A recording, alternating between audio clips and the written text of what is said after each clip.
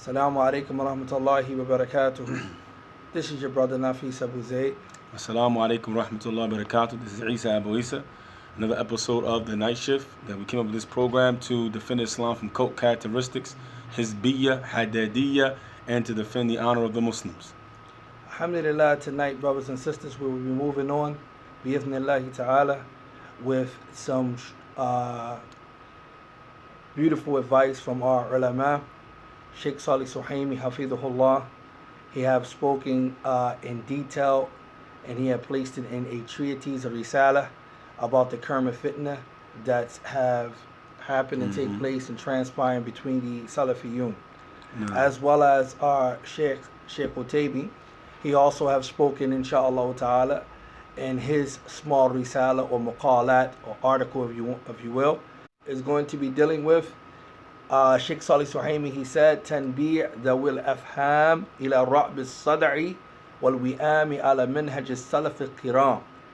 This particular book has been authored by Shaykh Suhaymee, speaking about the current fitna between the Salafiyyin, and it is the name or the title is drawing the attention of the intellectual towards rectifying the splitting and defending the pious predecessors It has an introduction by our Shaykh Al-Fadilat Shaykh Dr. Salih ibn Fawzan Al-Fawzan hafidhahullah ta'ala. Before getting into the introduction of the Shaykh, we want to mention that there is some kalam circulating, or some kalam that is circulating about Muslims benefiting from this book. He said that to leave off the kalam that is circulating pertaining to the book and go ahead and benefit from it. Go ahead and benefit from it, mashallah. As also, the kalam that is circulating the book is speaking about the author as he speaks in generalities. They mentioned that the author speaks in a general sense. Tayyib. Shaykh Fawzan, after praising Allah subhanahu wa ta'ala and sending the salutations and prayer upon the Prophet Muhammad sallallahu alaihi wasallam, who have left us upon a clear way, clear guidance. And he is the one who said, "Inni tarikun fikum ma in tamassaktum bihi lan tadallu ba'di kitabullahi wa sunnati." He said, "Indeed, I have left amongst you that which if you hold firm to it, you will never go astray after me. And that is the book of Allah and my sunnah." This wording here is da'if. This is a weak wording that the author had mentioned. And there are many authentic words, inshallah, versions of this particular hadith. Also, the Shaykh continues, said, وَذَلِكَ بِلُزُومَ مِنْهَجَ أُمَّةَ مُحَمَّدِيَّةَ. And with that, or in that is sticking or clinging to the methodology of the Muhammad's nation, or the Ummah of Muhammad. الَّذِي عَلَيْهِ سَلَفَ صَالِحٌ مِنَ الصَّحَابَةِ وَالتَّابِعِينَ. Those whom the pious predecessors from the Sahabas and the Tabi'een, their successors, they tread upon. وَتَرَكَ مَا خَالَفَ هَذَا الْمِنْهَجِ مِنَ الْآرَاءِ وَالْأَفْكَارِ وَالْحِزْبِيَّاتِ وَالْجَامِعَاتِ الْمُخْتَلِفَةِ. And to abandon and to leave off whatever or whatsoever opposes this minhaj from the ideologies, the opinions, the different parties and groups and organizations. وَلَا يَتَحَقَّقَ ذَلِكَ إِلَّا بِمَعْرِفَةِ مِنْهَاجِهِمْ الَّذِي كَانُوا يَسِيرُونَ عَلَيْهِ. So he said none of this can be confirmed except by having knowledge or knowing what is their minhaj, meaning the minhaj of the Salaf al-Salih, the righteous predecessors. الَّذِي كَانُوا يَسِيرُونَ عَلَيْهِ. Those who traverse upon it. ثُمَّ تَمَسُّكُ بِهِ عَنْ عِلْمٍ.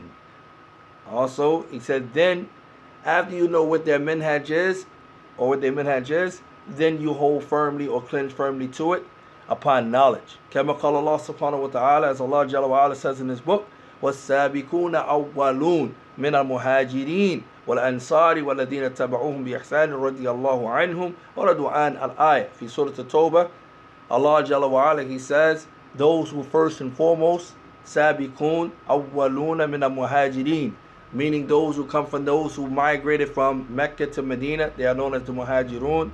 And wa Ansar, those who aided them, meaning those who was in the city of Medina, who aided the Muslims who migrated, and they aided the Prophet ﷺ, they are known as the Ansar.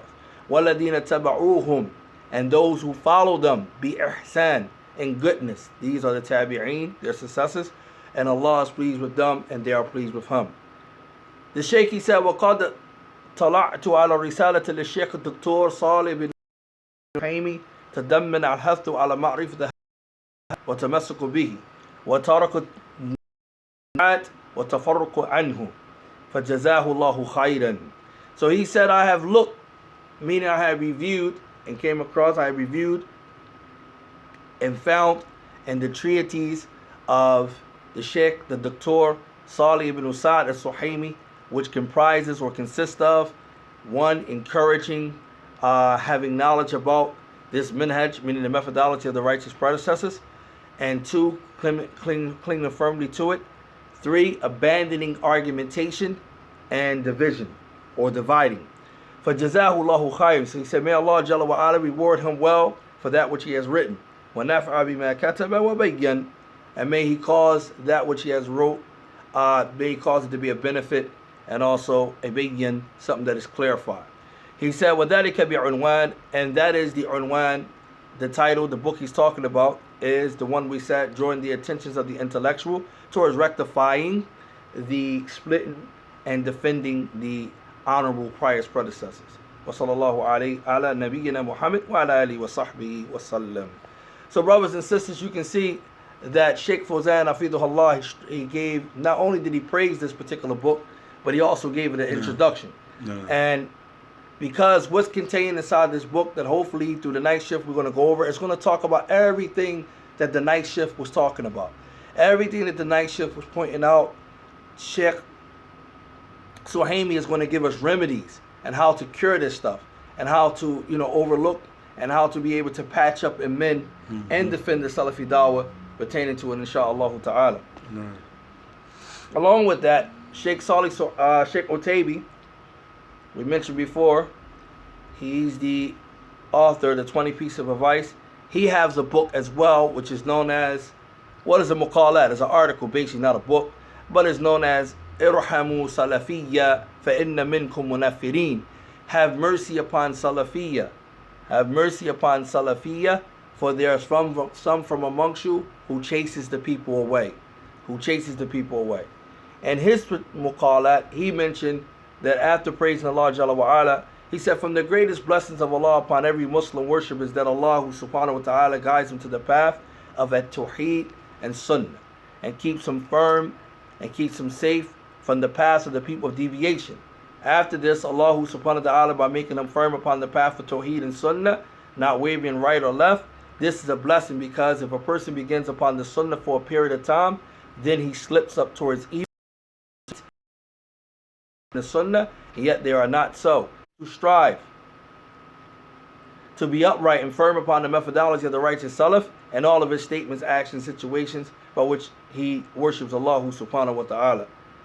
This is the istiqamah, which is linked to iman, as Allah Jalla wa Ala says in the Quran, indeed those who say our Lord is Allah, inna ladina qalu rabbana Allah, rabbuna Allah, thumma istaqamu, indeed those who say our Lord is Allah, and then they remain firm, the angels will ascend upon them saying, do not fear, ala takhafu wa la tahzanu, do not fear or do not grieve, do not fear and do not grieve, but receive good tidings, wa abshiru bil jannah, receive good tidings of paradise which you were promised. Also Muslim narrated in his Sahih upon the authority of Sufyan ibn Abdullah al-Thaqafi radiallahu anhu said, I said, Ya Rasulullah, say to me a word that no one, say to me something about Islam so I do not need to ask anybody after you.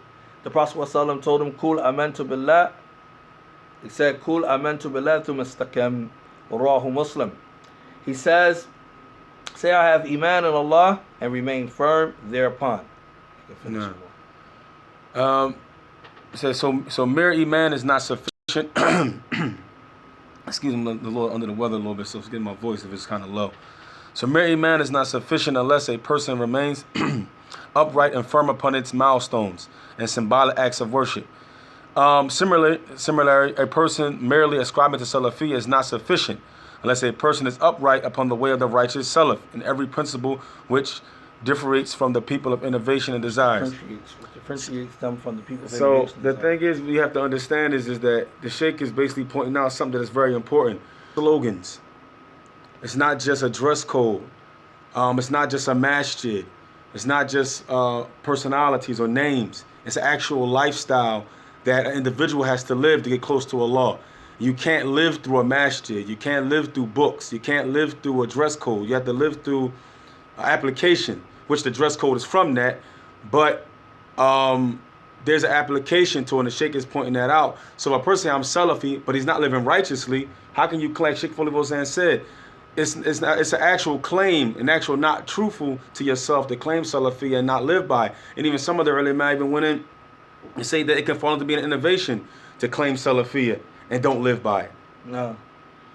So we have to be careful with that. Okay, Tayyip, so he continues. Tayyip, he continues. He said, in this article, I speak openly about what many of the Salafi brothers quietly think about, due to what they see from many people who nowadays ascribe to Salafiyyah, whereas in reality, these same people are harming it, due to their disgusting actions and shameful statements, to the extent that people insult pure Salafiyyah due to them, and people have turned away from Salafiyyah due to their harsh mannerisms, insults, and abuse. This here is telling you that, number one, Shaykh Otabi is aware of, and brothers and sisters, this fitna has been going on since the time of Shaykh Ibn Baz, also Shaykh Suhaymee, Shaykh Al-Albani, Shaykh Muqbil. They were alive when this fitna, it wasn't widespread when they was alive. It was kind of somewhat contained. Well, people were scared to talk when they were around. Exactly. But after, Allah subhanahu wa ta'ala called those scholars back, it seemed like it ran rampant. This fitna has, spread it all over. And it's not just here in Philly, and it's not just with certain brothers, but it's everywhere. Brothers and sisters everywhere. It's inside the Jamia. It's inside the school. And against these groups of Salafis over there. This is something that is widespread, and it's something that that you cannot. The dawah to salafiyyah is not even clear. It's not even made clear, or it's something that's praiseworthy, but it's not even made clear to the people because of the actions, the way that people behave that ascribe to salafiyyah. And people start to think, as we heard an interesting story today, that a brother who ascribed to the dawah to salafiyyah, but because of the bad mannerisms and this on and off it and this harshness and this shiddah and this, he left and went to Sufiyyah. SubhanAllah. I heard that story a lot. That's not the first time I heard those type of things happen. But this is a story that I heard today, that he went from one extreme to another extreme. And this is something that we fear, that we ask Allah Jalla wa Ala to make us firm and to realize the principle that the truth is not tied to the men, but the men, right? That the men are not, in other words, that the truth is not known by men, but men are known by the truth. And this is very important. Why? Because just because people today are not practicing Islam, like Shaykh Suhaymee said, you can't base and judge Islam off the practitioners of today. You can't do that. No. You have to judge Islam off the practitioners from the righteous companions and so forth, from the book and the Sunnah. That's what you have to judge Islam on. You can't judge Islam on because I see a group of Muslims over here behaving poorly, I'm going to judge Islam on that. No, you can't do that. I mean, and also I've heard stories where this group of with their harshness, people have apostated behind it. Yes, among Salafi days are those who came. He said they harmed the Salafi manhaj due to their disgusting statements and strange actions, due to their oppression and ignorance. In fact, due to their detest hizbiyah for individuals and personalities, due to their criticizing people who in the same matter is found in who they love, they do not criticize. And this is important because sometimes we don't really realize that we have a love for personality. We do. Especially here in the West. But that's everywhere. You have a love for someone that you're learning from. Yeah, you do. But you got to be careful now because you can't go extreme in this. In that love. You just can't be like, I'm just going to take it. I mean, that's, you got to ask the scholars for proof. You got to ask scholars for proof, let alone somebody here in the West.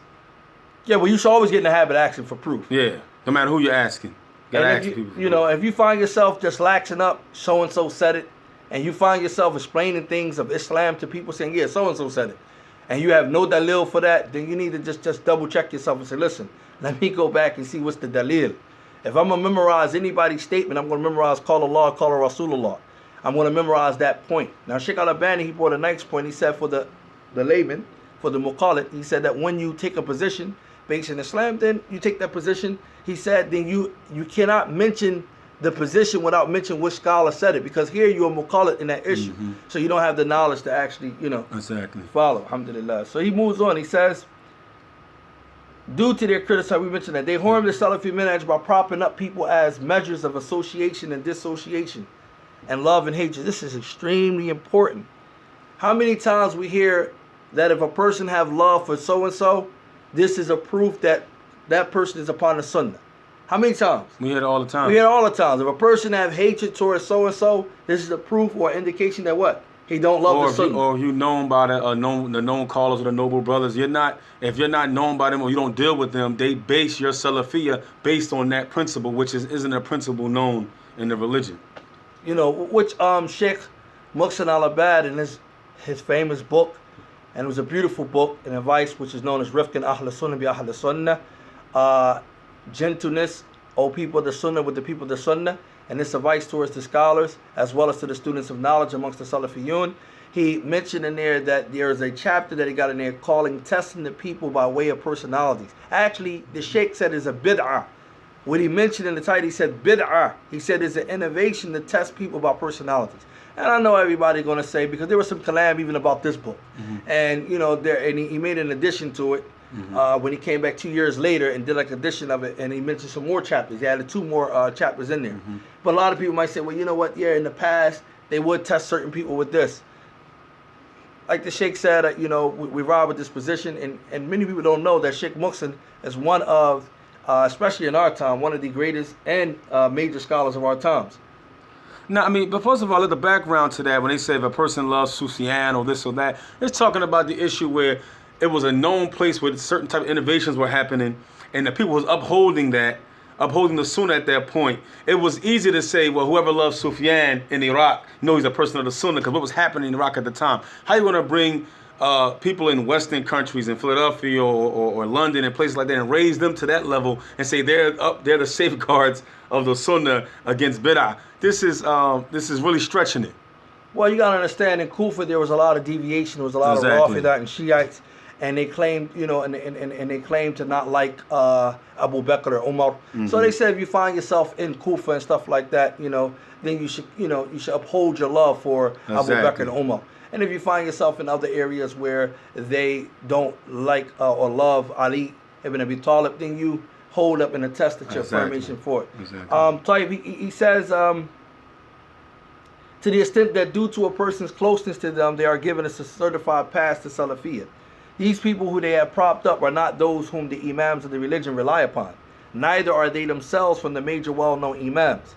It can almost be said that this is the tested hizbiyah in the cloak of Salafiyyah. Don't we see that? So Shaykh Utaybi here is acknowledging the fact that there can, and brothers and sisters, as we're going to read the other book, inshallah ta'ala, throughout the nights of the night shift, you're going to see Shaykh Salih Suhaymee saying the same thing, as it splits up to tafarruq and tahazzub.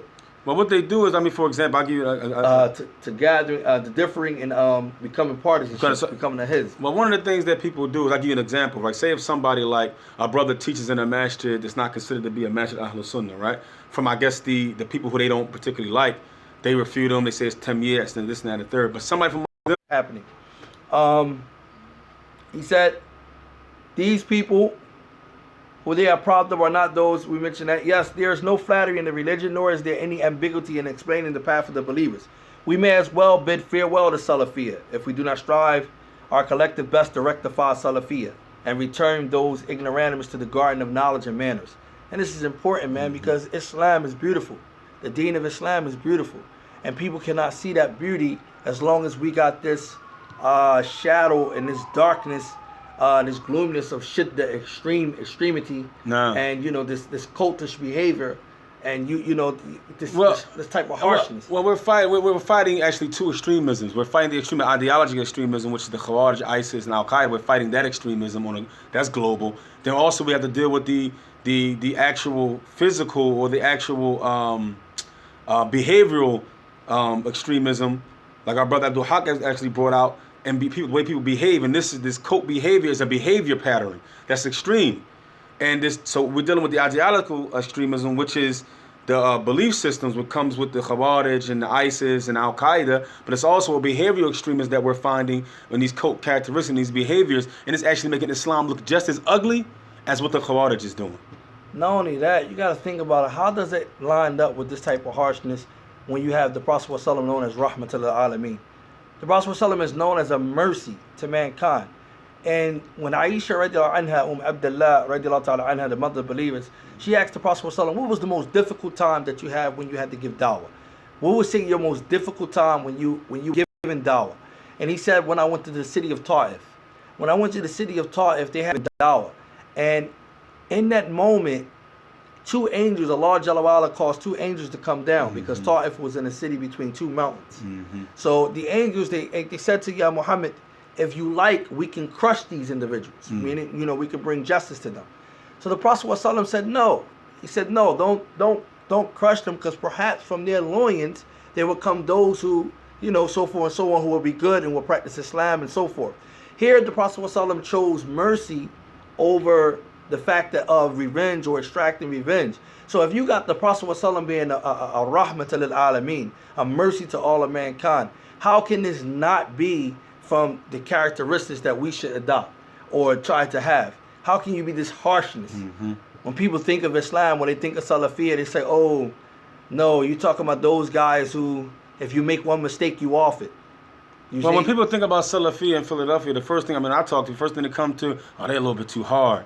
Oh, they always talking about people. They got bad manners. They got bad manners. The women are harsh. They don't talk about nothing. They call everybody deviants. I mean, this is the general understanding of what a Salafi is in Philadelphia, and that's not good. And dawah is not based around saying, everything is tawheed with bid'ah. The Prophet ﷺ dawah wasn't like that. Tawheed is the asl. That's the foundation. But it had to be explained. Exactly. And it had to be taught so that it can be implemented and that you can see it. Right? So forth, someone is saying, worship Allah, but then beware bid'ah. Worship Allah. But there's nothing in between. There's nothing in between, because you have ahkam, kitab al-buyur, you have buying and selling, you have things that have to do with trade, things that have to do with loans, things that have to do with multiple things, mortgages. I mean, you just look inside the book of Bukhari. Yeah, and they explain how dawah is given when you're in a weak state, like we are in America. How is dawah should be given when you're in a weak state?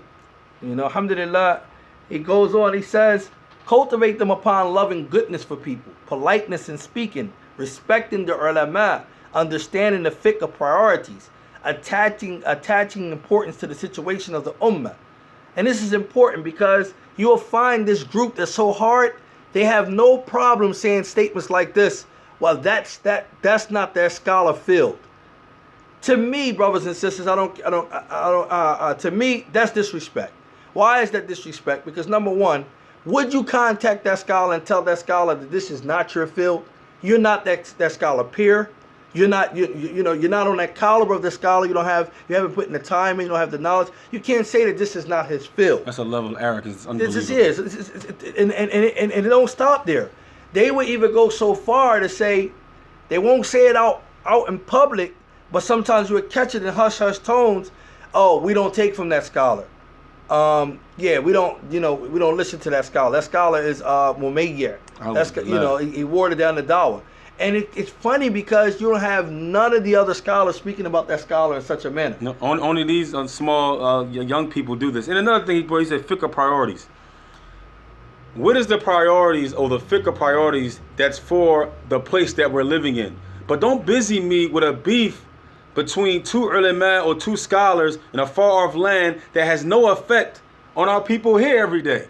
But they busy you with issues that are across an ocean in a whole other country, but they don't think about the fiqh priorities. What is the priority here in Philadelphia, in Chicago, in Detroit, in Pennsylvania, in New York, in New Jersey, in Georgia, in Florida? What are those fiqh priorities? What are those things that we should be lining up that have direct effect on us here in America every day? And we don't see that being confronted. We see them busying our people with things so far that with people they don't know, they never heard of, or they never listened to them before. So we got to have the fiqh priorities and line those priorities up.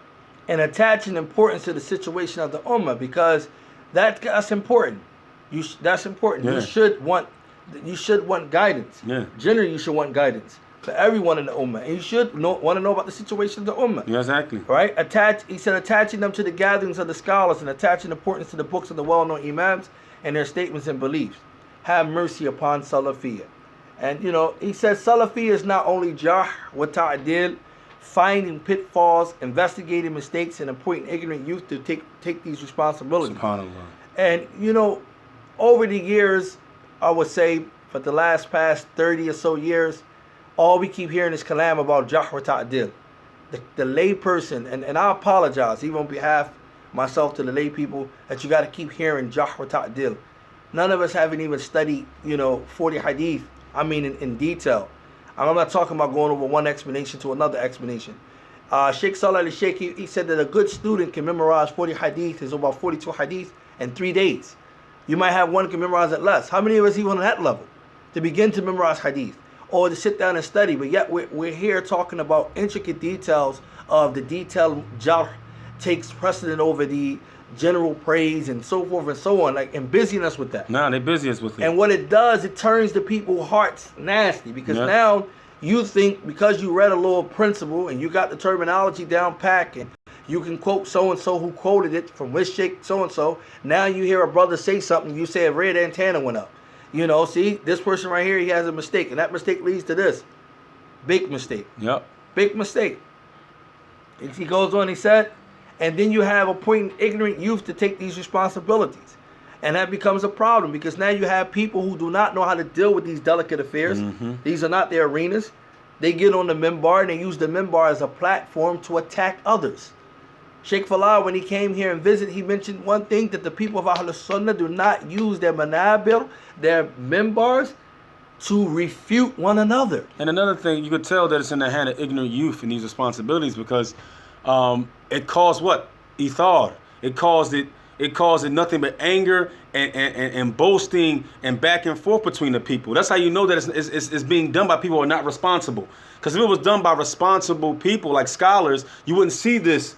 Because sometimes, even if it's okay to respond back, people are only responding back because this is a result of people who using jarh wa ta'dil irresponsible. This is just now people respond. The response to that is people defend themselves, and people find out that that's not okay. So let me defend the religion. So it end up being different sides going back and forth or standing up against one another, because when it's in the hand of irresponsible youth, this is some of the results of it. But not only that, though, Sheikh Muhammad Imam, he brought a beautiful point. He said that there are few. Yeah. There is not overwhelming scholars that's in this field. That's the amazing part about it. It's not abundance of scholars that even dealt with this field.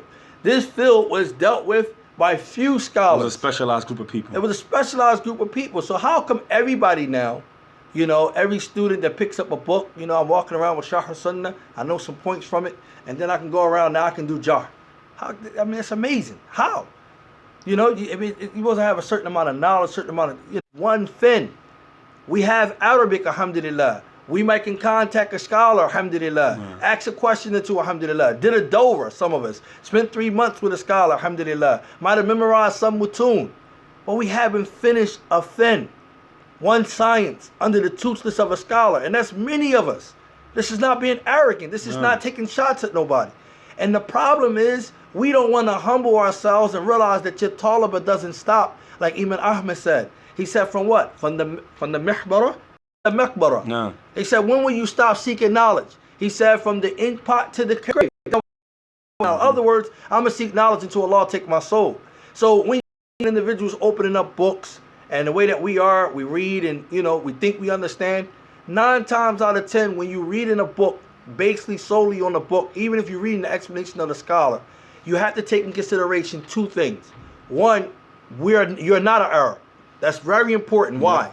Because your level of Arabic can be strong or it can be weak. And if you know your level, then that means that's how strong you're going to be in your fahm, your comprehending of what the actual scholar is saying and what the book is actually saying. Then on top of that, even with that, now the second thing you need to know, you need that scholar. Because if it's an error in that particular book or that metin, then you're going to need that scholar to point out and highlight to you that that's an error. and you took the book and now you spread the book to other peoples because you know some Arabic, and then you cause a whole bunch of chaos. Yep. And this is what we Well, have. that's what we see. And this is why we don't respect knowledge. And this is why we don't have a tahsil ilm. Because those people who Allah Jalla wa'ala allowed to sit down and go through books with scholars and actually to Dawah and excel and to go from step by step, we turn a blind eye towards them. They're too soft. They're not the ones who warn against Ahlul Bidah for us enough. They're not Shadeed enough. They're not streaming to this to top lungs. But they're the ones who covering issues of fiqh. They're the ones who covering issues of dealing with inheritance. They're the ones Mustalah Hadith. They're the ones who can give us the benefit that we need on a day-and-day daily basis. But we put them to the side. Put them to the side. SubhanAllah. He said, calling to Allah and loving goodness for the people. The number of scholars of the Salaf is only known to Allah. That's number one. Jahr Ta'dil and clarifying the situation of the men is a communal responsibility. That's important right there. You know why that's important, what the Shaykh just said? That goes to show you that everybody doesn't have to take that mantle up and warn against Ahlul Bidah. If it's enough people doing it, that means you may have a brother dealing with social ills. You may have a brother just teaching Tawheed in the masjid. You may have a brother that's teaching fiqh in the masjid. Then you may have a couple of brothers saying, we're going to deal with the innovation that's present in our city. That's fine that everybody's dealing with something different. If it's enough people doing it and they're doing it correctly and it's being done, everybody doesn't have to scream that. In other words, what it shows you cannot criticize your brother now if he's not doing it. So all the statements is, where is his refutation against so-and-so? Where is his refutation against so-and-so? It's not obligatory on him that he have to refute You already did it. So-and-so, especially if it's already been carried and championed by other individuals. So this concept have to stop. Where is his refutation against this? Because, again, no one is saying at the end of the day, when you talk about a communal obligation, there's two types of obligations. The ulama break this down in fiqh real good. It's in a Commodore book, which is the Latatul Usul, where Shaykh Fawzani explained that there's what? Wajibu Aini. And then it's, he calls it also Wajibu what? It's Farda Kifaya and it's Farda Aini. So when you have something, a communal obligation, everyone do not have to do it like the Janazah prayer. Not every one of us. And one against Ahlul Bidah is not Farda Aini. It's not Farda Aini. It's not Farda Aini. Tayyib. Meaning it's not an individual obligation. No. He said also, he went on, he said, for the people of knowledge. Again now, he said, it's a communal obligation for the people of knowledge. So here the Shaykh is not acknowledging the tulab or ilm. I'm going to mention something. Abu Muhammad Jamaica and Abu Yusuf Khalifa have asked, I think in 2009, they asked Shaykh Muhammad bin Hadi some specific questions. And it's amazing these questions that they asked him, and it was pertaining to the West, and it was asking him about teaching in a masjid that is not Salafi. Teaching in a masjid that is not Salafi. The Shaykh said, go ahead and teach. They said, but what if you got people in the masjid that, so-and-so this, so-and-so that? He said, teach. If there's no restriction there, teach, because perhaps if you teach in there, you might gain a following. And if you gain a following, the people take it, you might can overcome that which is not supposed to be correct from it. You might overcome. So he said teach in there. Another point he brought, if you don't teach in there, there's somebody who's going to come and teach innovation. They asked him a question about referring affairs back to well-known students. And the Shaykh said, what? Referring affairs back to well-known students? You don't refer back no affairs back to the students.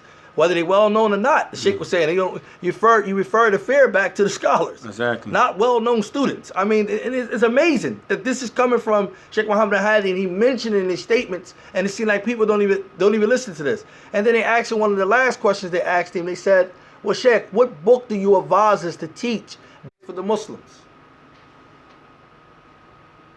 He said, taqwa, to start saying this person is this and that person is that. It doesn't give us that right. We need to fear Allah Jalla wa'ala. We need to fear Allah to the best of our abilities and stick to that which are a limited knowledge that we have, and teach only that what Allah allows us to have. If Allah bless you to teach Alif Ba and teach Alif Ba. If Allah subhanahu wa ta'ala bless you to teach Dalatatul Usul and teach Dalatatul Usul, 3 fundamental principles. But you don't have to jump the gun now and say, I'm going to go ahead and teach a book that you definitely didn't study with no scholar. You don't have no understanding of that book, and especially, do your people need it? Yeah. Can your people understand that? Gotta be careful. Or what is going to cause more harm than good? All right. He said also to have taqwa, piety, and sincere advice for the Muslims. There are the people who know, talk about the scholars again, what necessitates a criticism, a jahr, and what necessitates a praise. They are the people who can Islamically proportion the punishment by way of harshness, boycotting, cutting off, and rebuking. Look at this. There are the people, I'm going to repeat this again, who can Islamically proportion the punishment by way of harshness. They know when to be harsh, how much to apply that harshness, and to whom to apply the harshness to. Boycotting, they know when to do hajr. They know how to do it, the conditions. Cutting off and rebuking. This is something that they have that Allah subhanahu wa ta'ala gave them. Why? Because of knowledge. So you're saying that it's not across the board, the same pressure across the board, To the same everybody. amount No. of everything across the board as we No. see being done. It's not. It's not the same.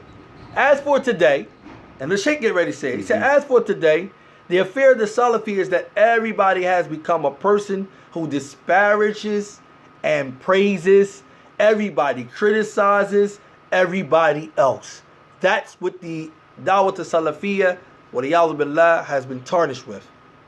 And say, I dare anyone to say that this is not the case. Go anywhere right now. You will find the commoner who can barely pray Fajr on time, who can barely recite the Fatiha, which is a pillar of the prayer. He can tell you who to take from, who not to take from. And call you a Hizbi dog and stuff like that. Criticizing everybody. The moment you bring someone up, the husn done is just all the way out the door. You say, well, so-and-so, alhamdulillah, you know, it's a brother, he teach this and that. Well, who is he? What masjid do we go to? Where did he study? Who is this? Who's that? Who's that? Who's that? Oh, the brothers don't know him. I never heard of him. Yeah, we're not going to take from him. Perhaps right now, later on, he's not going to be upon salafiyyah. Waliyadu billah. Statements like this, we got to be careful. And many of us know we do this. We hear about a masjid. We might go visit a friend in another area. We go inside the masjid. We hear them calling the iqama a certain way. And then the first thing we thinking is, yeah, this is some bid'ah. Yep. Subhanallah azim. We not even knowing that the iqama can be called multiple ways. Yep. Not even knowing that the adhan itself can be called multiple ways. The Prophet ﷺ had 4 mu'adhins. He had 2 of them in Medina and 2 of them in Mecca. And he taught them 2 different things. And many people don't know that. Imam Shafi hold the opinion that there's supposed to be 19 statements, right, for the adhan. Some hold the opinion that it's 17 statements for the adhan. This is in bigger books that deal with the fiqh issues. That goes over. But if we don't know this stuff, the first thing we see somebody doing something, the first thing we think in our antenna, in our little scope of knowledge, that's bid'ah. Be careful. Be careful what you say is bid'ah. And he said also, this difficult field has been traversed upon by every docile person. Every foolish young person speaks regarding these matters. Every lowly ignoramus. In fact, even a person who has just reverted to Islam, he does not know anything about the basis of the Sharia, the principles of the rulings of tahara, purification. I mean, it's crazy. You could be out camping somewhere. It's a muddy water right there. You have to make wudu. What do you do? Yeah. Can you make wudu in that muddy water? Huh? They're Muslims. And this is the point the Shaykh is trying to break down. He's trying to explain to you the basic stuff of the deen. The ABCs of the deen is being pushed to the side for stuff that are what? That are advanced. That's for scholars. And it's not for us. But the people in front of us, they keep trying to tell us that no, the non-nafab people, the lazy, not the lazy, but the lay person, they need to know about bid'ah. Okay. In a general sense, yes, we need to know to stay away from bid'ah. No one's saying that. But do we need to know about so-and-so, mistake so-and-so, this led to so-and-so? Come on. Well, the fact of the matter is that if you look at the call of this particular group, it hasn't produced anything. It hasn't produced anything. The people's spirituality or the people's social fabric or the people's uplifting hasn't happened. It's been 20-something years. So obviously, if it was the truth uplifts. Islam, Salafiyyah in its purest form changes the social fabric of everything, then we have to take a look at what's happening. Yeah. Something's wrong if that's not happening, because Islam does that. No. Islam raises, it doesn't belittle. Islam, only time that Islam belittles people is those who disbelieve in it. But if people are inside of Islam and they're saying Salafiyyah and they're saying Sunnah, if it hasn't raised the people as a nation, then something's wrong. You don't know who the Salaf is. How many of us take our time out to really study the biographies of the Salaf? How many of us really study about the companions? Know them. Mm-hmm. We don't know who they are. We could tell you the stat of a player. Yeah. We can tell you, you know what I mean, how much what he scored this year, how much he made this year, how much yards he got. All of this stuff we know when it comes to games. We know them. Some of us are fanatics on this stuff. But when it comes to Abu Bakr, when it comes to Umar, when it comes to these companions, these great companions who gave their lives and sacrificed with the Prophet ﷺ, when it comes to them, we don't know nothing about them. When it comes to the Tabi'een, what's the difference between the asanid that's in the Quran when we talk about the sanid and tafsir? Is it the same apply when we talk about the chains of men that comes in when we talk about the Quran, as opposed to the chains of men that comes in hadith? All of this stuff takes knowledge. And the fact that we don't take our time out to notice, we don't know what salafiyyah is. And this is the two conditions that Shaykh Fawzan said. It's not permissible for a person to ascribe himself to the manhaj of salaf if he don't know who they are. That's number one. It's the first condition. He must know who the salaf is. And that's one of the biggest problems that I see that we have. We don't know who they are. We don't know who they are. When we think about salafiyyah, we kind of tie it to somebody that we know of, a da'i or a scholar. Masjid, or a masjid, or a street. Or, you know. Like Sheikh Mahmoud Amr, he said, once you tie salafiyyah to a person, place, or thing, you fell into hizbiyyah.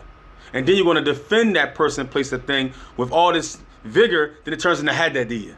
SubhanAllah. He didn't say that, but I'm just, they know that's my word. This individual, he enters into Islam on the basis of, it is an obligation to show loyalty to so-and-so and be an enemy to so-and-so. Mm-hmm. This is where he entered Islam on. So this is his salafiyyah.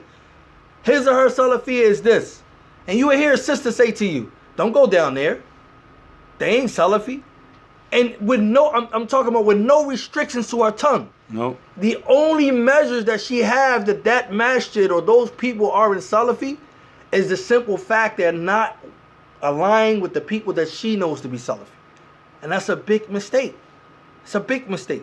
Because first and foremost, they're Muslims. No. Right? And how you know they're not Salafi? How you know they aren't Salafi? And how you know that what they are doing is incorrect? You have to be careful. You don't want to just jump the gun and say so-and-so. Also in frequent forums and gatherings on Kila Waqar, he said and she said, rumor mongering, hearsay. And I give you an example. How many people be back and forth on the keyboard? You see a lot of people arguing with you, back and forth, just arguing on the internet, and can't even recite the Quran properly. Literally, they don't know the conditions for the salat. They can't recite they haven't even took their time out to study. Haven't studied nowhere. But there are brother students by top takes, by CDs and lectures. You have one guy on Twitter, all he does all day is all when the students or the students mention something, he's right behind it. Yes, I co-sign it. And I'm like, okay, you co-sign what? You co-sign anything, do you have any knowledge of what's going on? No, he doesn't. And I'm saying this because I know the guy personally. But you understand what I'm saying? At the end of the day, we have to be careful and make sure we study those things that are individual obligation upon us. Let us study before we just jump into this. A person becomes known due to what he frequently does. Due to their actions, ears refuse to listen to their statements. Eyes hate to see what they put forth, and righteous, pious souls hate their sittings. In fact, even their Twitter accounts and websites. This is not salafiyyah. How many times, brothers and sisters, have you went somewhere and you said, and you just felt a nasty way, a nasty vibe? It was tension. Yeah, you walk into the place, people watching you, they staring at you, and then they start to ask you about individuals and personalities. I mean, people have had these. They went to the masjid. So what you think about so and so? Huh? I remember coming back and I was asked as soon as I got off the airplane what I thought about Falan and Falan. What's my position on Falan and Falan? I'm like, I'm trying to find a job. Barakallahu feek. I didn't even know it's this worse than the fact that you can't even get married unless you say what's your manhaj. What's your manhaj? Yeah. You get married. You got to pray at a certain masjid. I mean, they done found some isolated athars. Yeah. They done found some isolated athars on about getting married. Yeah. And based on this athar here, we don't marry the people off. What y'all do, right? So now you got all these sisters, right? Because this is what happened when you don't marry people off who normally live in a society that fornication and zina is the norm. Right? Marriage isn't the norm. So let's stop kicking like the usul is bikr, virgins. That's not the norm. It's not the norm. So now you got the sister and you got the brother who's already 9 times out of 10 either talking to each other haram, or either dealing with each other haram, and any type of foreign, and then they go to get married, and the first thing you say, well, what's his manhaj? And what you mean by manhaj is not that I follow kitab with sunnah fahm salaf. You mean by where you pray. Where you pray at. What student do he listen to?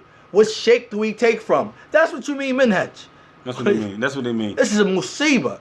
And the fact that people allow themselves to go fill out an application and be a part of a system that won't marry you off because you Muslim to another Muslim who actually aslan, I'm talking about outwardly now, ascribe to kitab wa sunnah, right?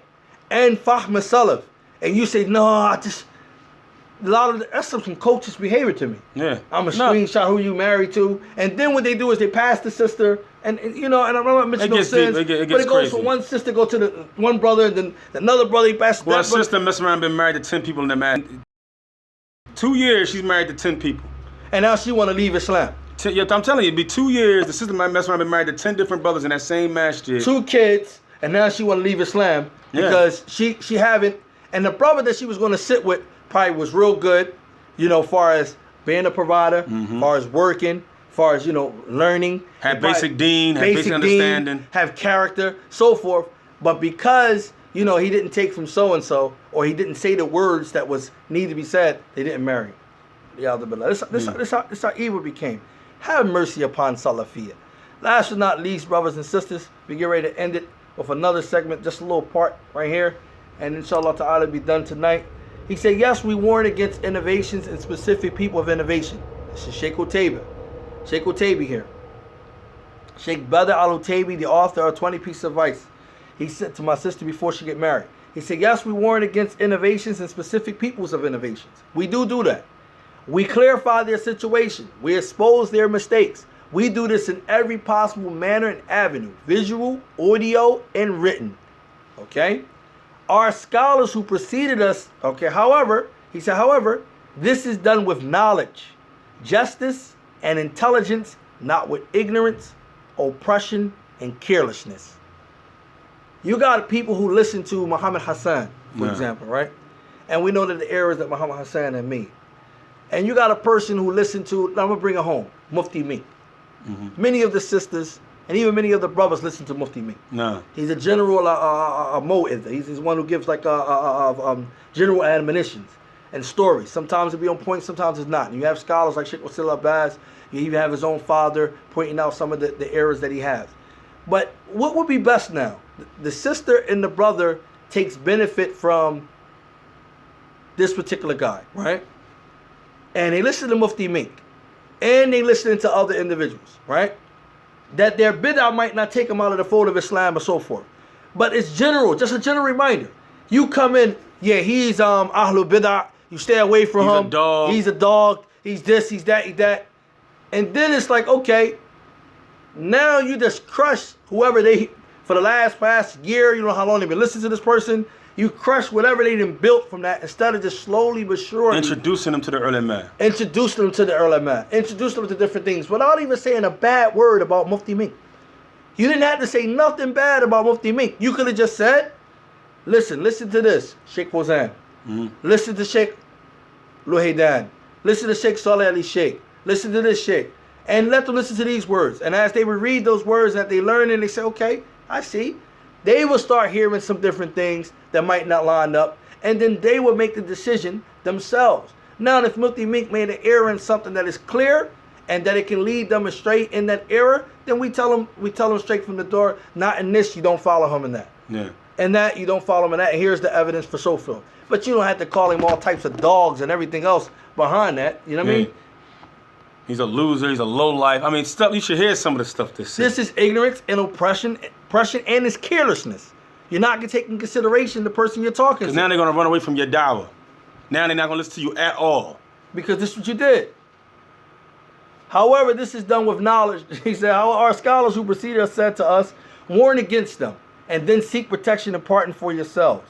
Remain upright upon knowledge and actions. The warnings that occur from some of the scholars, those who fulfill the farda kifaya, are sufficient, as long as they fulfill the objective and the evidence become established." Brothers and sisters, it's very important. The evidence must be established when you talk about placing someone as an innovator. Yeah.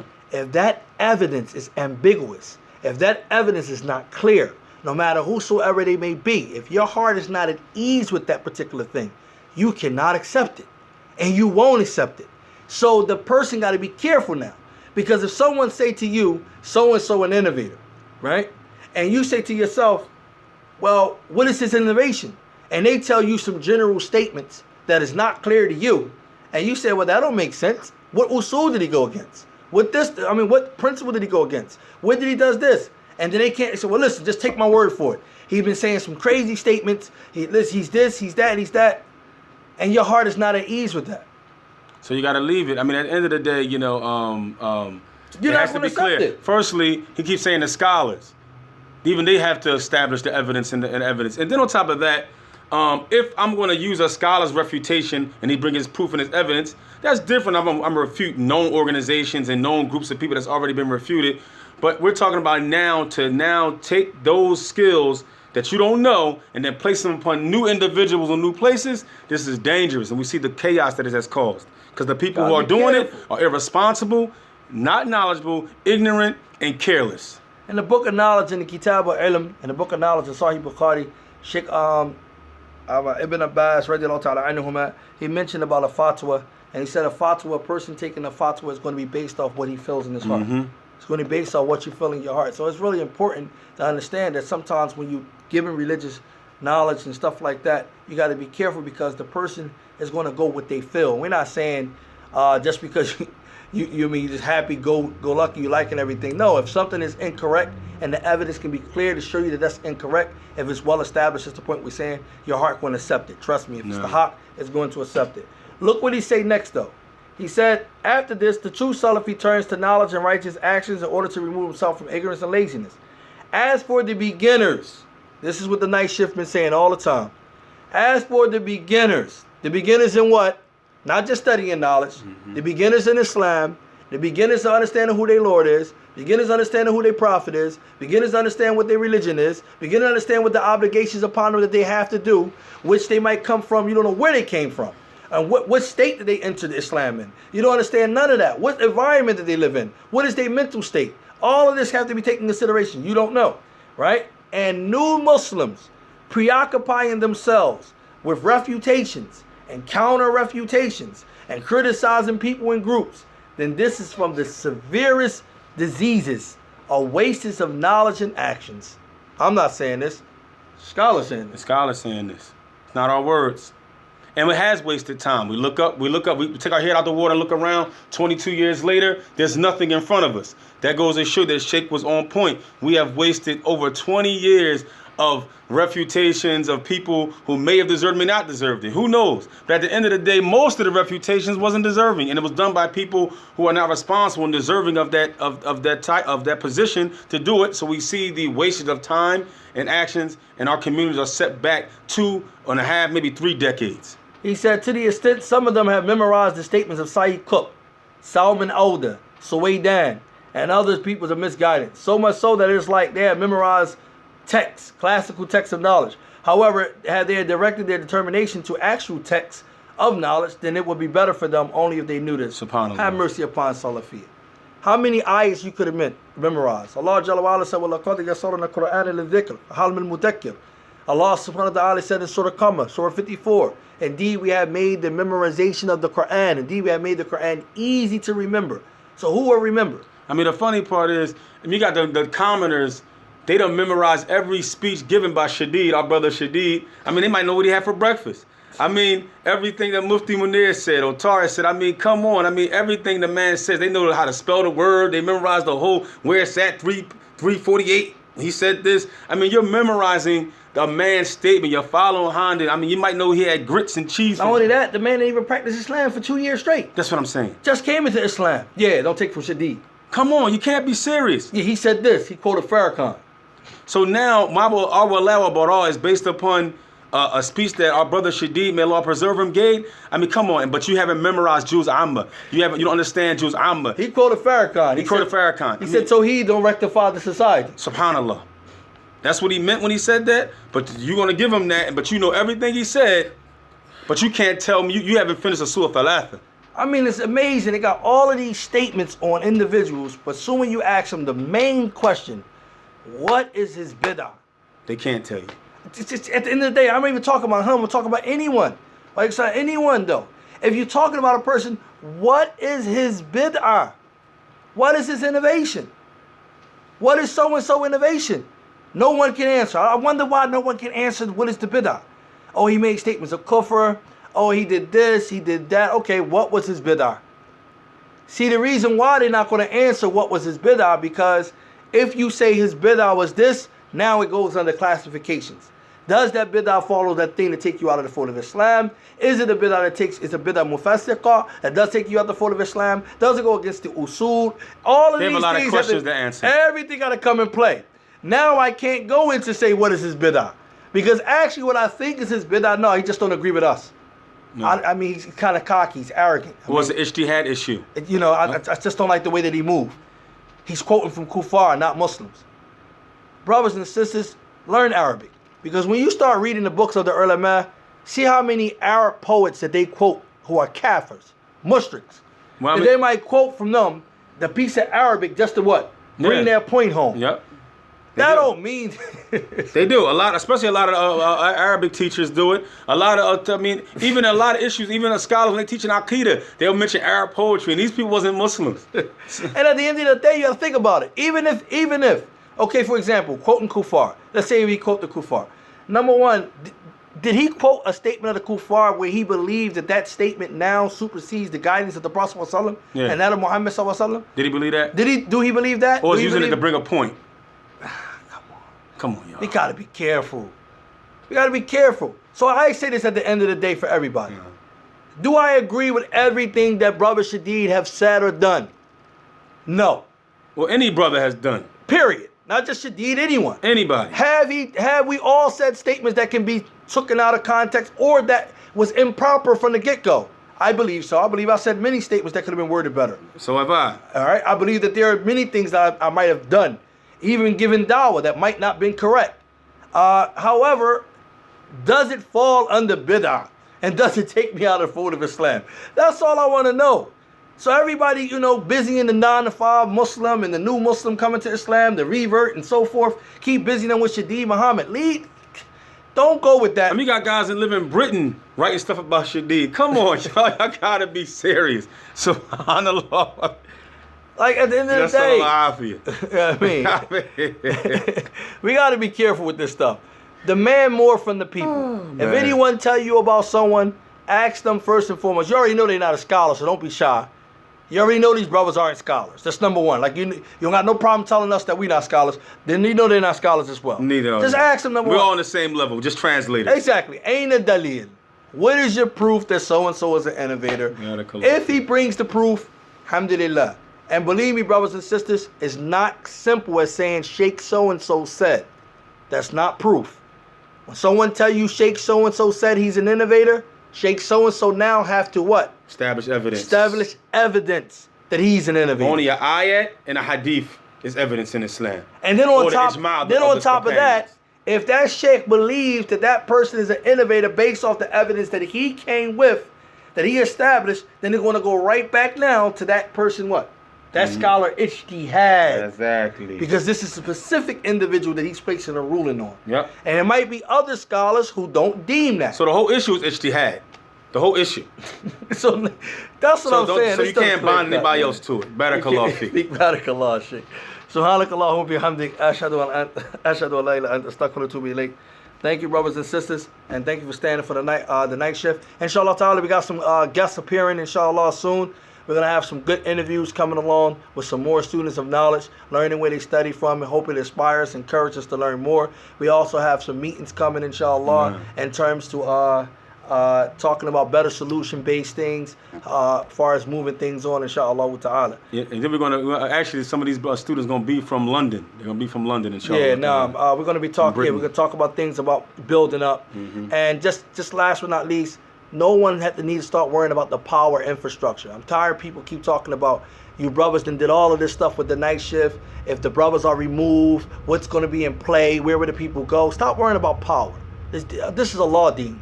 The Israel's with Allah Jalla wa Ala. Stop worrying about power. That was the problem in the first place, thinking that someone can champion and filter this dawah. Like, yeah, these the heads of the dawah. There's no heads of the dawah but whom Allah Jalla wa Ala and His Messenger places. There's no heads. priesthood in Islam. Exactly. The ulama is the ones at the higher, it's the anbiya and it's the rusul. Under them, you're going to have the companions and so forth and so on. That's the need. going to head the dawah to salafiyyah. No, you're not heading nothing. You're not heading nothing. Allah Jalla wa Ala already laid it out. You got to be confined about what you teach according to the book and the sunnah and understanding of the Fahim. Get in where you can fit in. Exactly. Help. Instead of talking about what stuff, like get in and help in where you can fit in. If you have any skills, whether it's in Islam or in the worldly skills, get in where you can fit in, and let's help the community grow, and let's do right by our people this time around, and not become a cult. Let's break that down. No more hubs, no more so-called groups of people who lead and everything. Let's be together and hold hands together and build this community up like it should have been done. Let's do it together and stop complaining. Let's put our hands on all hands on deck. No. All hands on deck. No, Jazakallah khair. Barakallah feek. Barakallah feek, inshallah.